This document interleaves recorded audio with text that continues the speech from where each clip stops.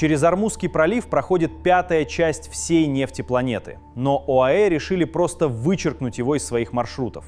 Звучит как безумие, но они уже построили секретный обход длиной в 360 километров. И теперь могут качать нефть в обход самого узкого горлышка мировой экономики. Чтобы понять, зачем целая страна тратит миллиарды на трубу через пустыню, нужно сначала посмотреть на карту. Ормузский пролив — это узкая полоска воды между Ираном с одной стороны и Оманом с ОАЭ с другой. В самом тесном месте его ширина всего 33 километра. Но судоходные коридоры там еще уже по 3 километра в каждую сторону. По этим коридорам ежедневно проходит около 17 миллионов баррелей нефти. Танкеры идут почти впритык, один за другим, как вагоны бесконечного поезда. А теперь главное неудобство. Северный берег этого пролива целиком принадлежит Ирану. И иранские военные не раз намекали, причем открытым текстом, что в случае конфликта они могут пролив перекрыть, заминировать, заблокировать танкерами, обстрелять с берега ракетами, которых у них там расставлено предостаточно. Для монархии Персидского залива это как жить с единственной дверью из дома, а ключ от этой двери держит сосед, с которым ты постоянно ссоришься. Саудовская Аравия, Кувейт, Катар, Бахрейн, сами Эмираты, вся их нефть, весь их газ, вся их экономика упирается в эти 3 километра воды под прицелом. И вот тут ОАЭ сделали то, о чем другие только мечтали. Они посмотрели на карту своей собственной страны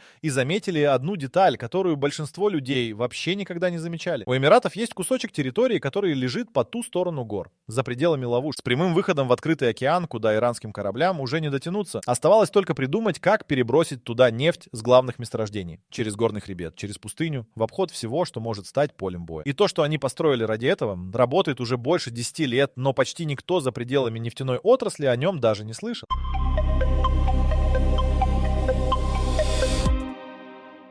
Тот кусочек земли по ту сторону гор называется Эмират Фуджейра. Это единственный из 7 эмиратов, у которого нет ни метра берега на Персидском заливе. Зато у него есть берег на Оманском заливе, то есть уже в открытом море за Ормузским проливом. Долгое время эта географическая особенность оказалась просто курьезом, пока кто-то в Абу-Даби не сообразил, что именно из этого можно сделать. План был простым по замыслу и чудовищным по исполнению. Нужно взять нефть с главных месторождений внутри страны у города Хабшан и протянуть до Фуджейры трубопровод. Не морем, не в обход берегом, а напрямую через все, что окажется на пути. А на пути оказались горы Хаджар. Каменистый хребет высотой больше километра, который тянется вдоль всего восточного края страны. Строительство поручили не местным. Генеральным подрядчиком стала китайская государственная нефтяная корпорация, и это само по себе говорило о масштабе зарода. Эмираты звали тех, кто умеет прокладывать трубы через что угодно. Стоимость проекта оценивали примерно в 3 с лишним миллиарда долларов. Работы шли несколько лет, и держались они, мягко говоря, не на первых полосах газет. Труба получилась диаметром 48 дюймов, это больше метра в поперечнике, в нее спокойно можно зайти в полный рост. Ее вели через пустыню, потом упирали в горы, и вот тут начиналось самое тяжелое. Хребет Хаджар пришлось проходить туннелями, пробитыми прямо сквозь скалу. Насосные станции ставили так, чтобы протолкнуть нефть на высоту и снова спустить ее с другой стороны к морю. Проектная мощность вышла внушительная, до 1,5 миллиона баррелей в сутки. По разным оценкам это позволяло прогонять в обход пролива примерно половину, а то и больше всей эмиратской нефти. То есть, если Ормуз завтра закроется, значительная часть экспорта ОАЭ этого попросту не заметит. Танкеры будут грузиться совсем в другом месте, там, куда иранские ракеты берегового базирования не достают. Официально трубопровод запустили в 2012-м. И почти сразу вокруг него начали происходить вещи, которые заставили усомниться, что все пошло по плану.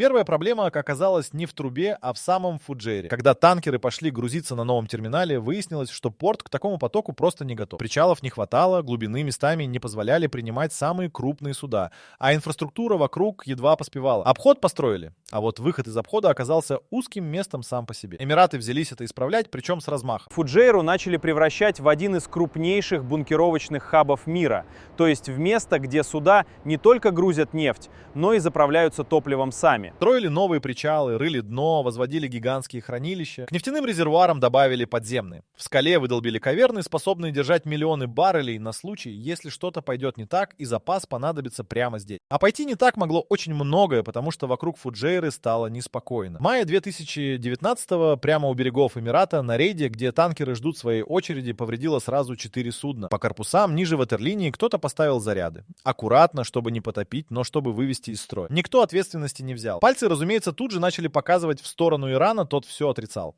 И вот в чем ирония. Фуджейру строили именно как убежище от иранской угрозы у Ормуза. А угроза просто пришла туда, куда от нее убегали. Оказалось, что открытый океан за проливом вовсе не такая уж безопасная гавань, и достать до танкеров можно и здесь, было бы желание. Но Эмираты отступать не собирались. Наоборот, они начали думать еще шире. Ведь у той же логики есть продолжение. Если можно обойти пролив по своей земле, то почему бы не обойти его по чужой? И тут в игру вступил сосед, у которого выход в открытый океан еще удобнее, чем у самой Фуджейры.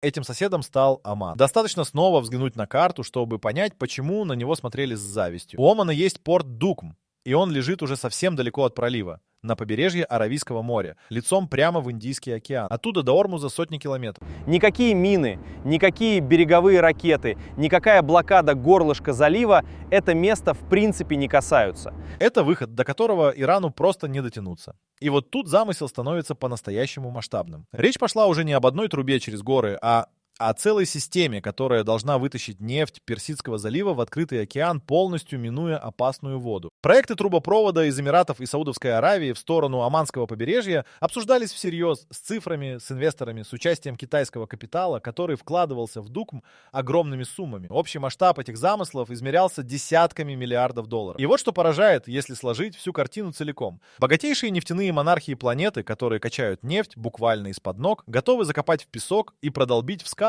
десятки миллиардов, только ради того, чтобы больше никогда не зависеть от 3 километров воды у иранского берега. Они не спорят с географией. Они переписывают ее заново, прокладывая себе новые двери там, где природа их не предусмотрела. Вот он, ответ на всю затею с самого начала. Ормузский пролив не исчезнет с настоящих карт. Он по-прежнему будет пропускать 5-ю часть нефти мира. Но с карт самих Эмиратов он постепенно стирается. Хабшан, Фуджейра уже качает в обход больше 10 лет. Дукм достраивается, и чем дальше, тем меньше значит для этих стран угроза перекрыть пролив. Потому что главный козырь Ирана — это возможность в любой момент захлопнуть единственную дверь. Ракеты, мины, скоростные катера. Все это работает, только пока другой двери нет. А ОАЭ методично, труба за трубой, порт за портом лишают этот козырь силы. И когда обходов станет достаточно, угроза закрыть Ормуз превратится в блеф, которым уже никого не напугать.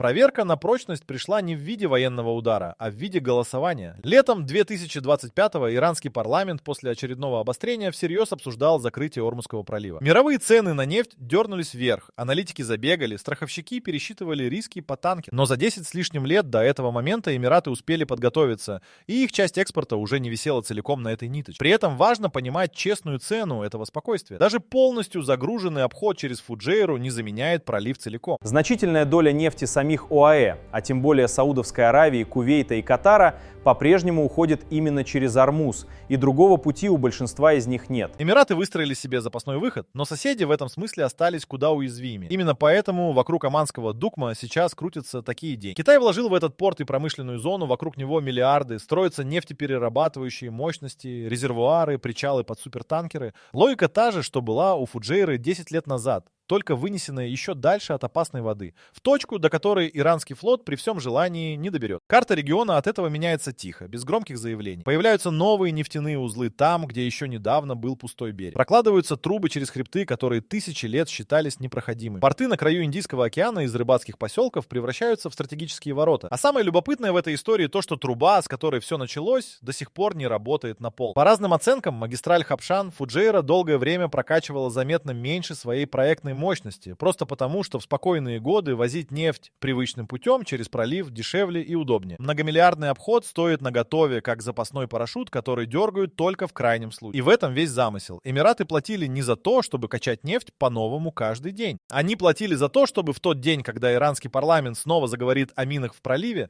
можно было спокойно пожать плечами и открыть кран с другой стороны гор.